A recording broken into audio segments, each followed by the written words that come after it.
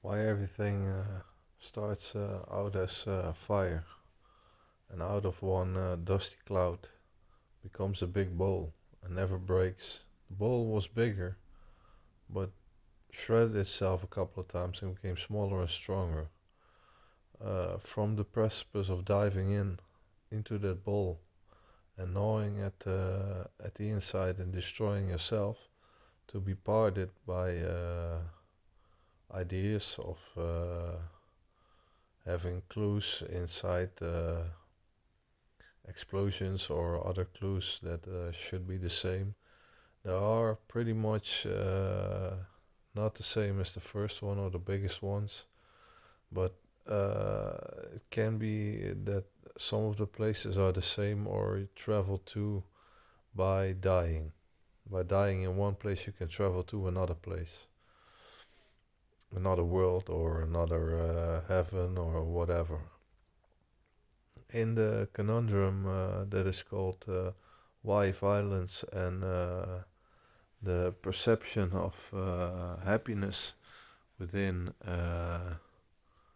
oblique wisdom, or should I say waste against time and half measures towards wisdom and knowledge, are about the things that yeah, none of us here on earth can cope with. All of these things, they coincide. They coincide. The war coincides with the peace coincides with the anger coincides with happiness. All of these things that revolve around hate, what people hate, wrong things, wrong thing on time, not on time, not the taste of someone's leisure, not someone's forte of vision or art, yeah, not the taste of someone's happiness and love. Some people just are vicious and an animal. They can run around. They get caught too late. All these things, they stem from violence, destruction, and maybe some other people have that too. That they feel like they come from a different place nowadays, or back in the past, because we've been set back on Earth by the Ark. So we will be brought back to some place when we're gone. The only thing is, for everyone individually, that is different. Some people are in a group, like the movie Cry says, and some people are just not. And some people meet each other after a whole long while. And some people just, yeah, been there forever. And what I'm trying to say is that within the violence of all the pictures and all the things that happen during the day on Earth, and what might have just go on in another place, whether it's forward or still a way back in time with appliances and stuff like that, like machines and stuff, or maybe in heaven. Who knows? Who knows even if there are more heavens? And all of the hate that people barge on their front step, all of the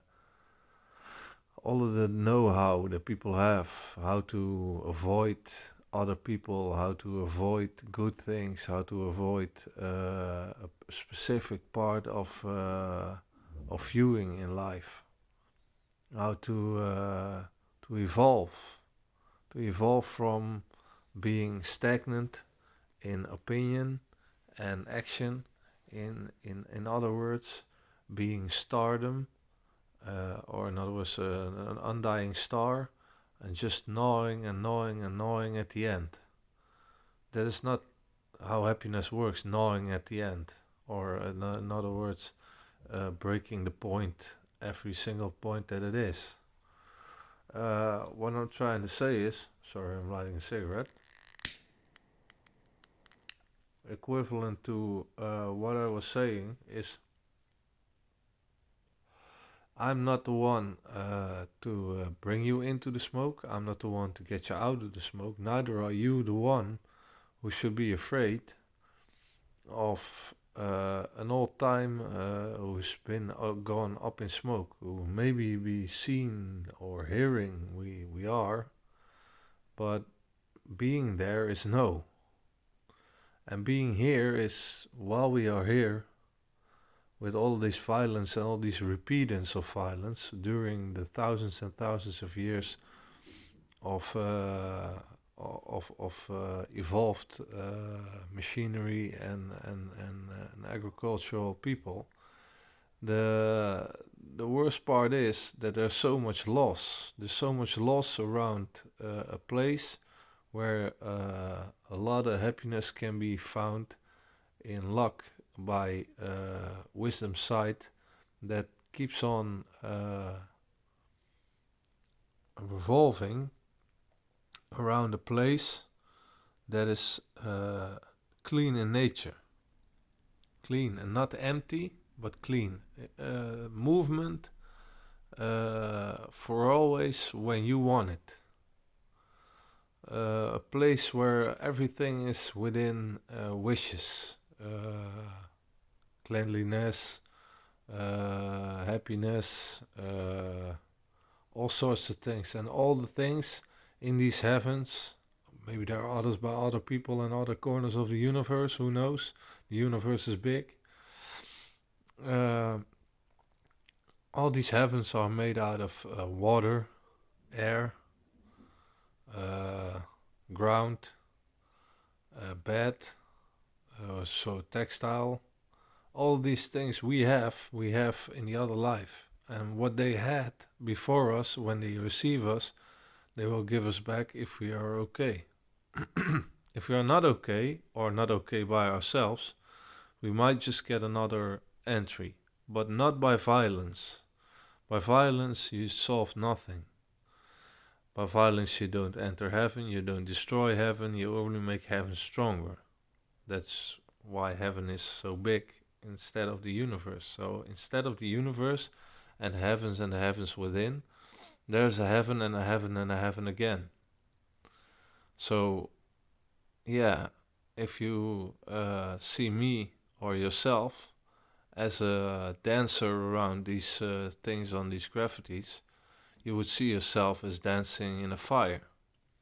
And that cannot be forever. You wanna go home sometime. You want to go have a spatter day or a very good, happy firework festival like a wedding or a birthday or maybe a tournament, a world championship football. Who knows? You want that. But you don't want all the other stuff. You don't want nagging around at your work. You don't want bad climate. You don't want the news around your face every single day because you hear only bad stuff.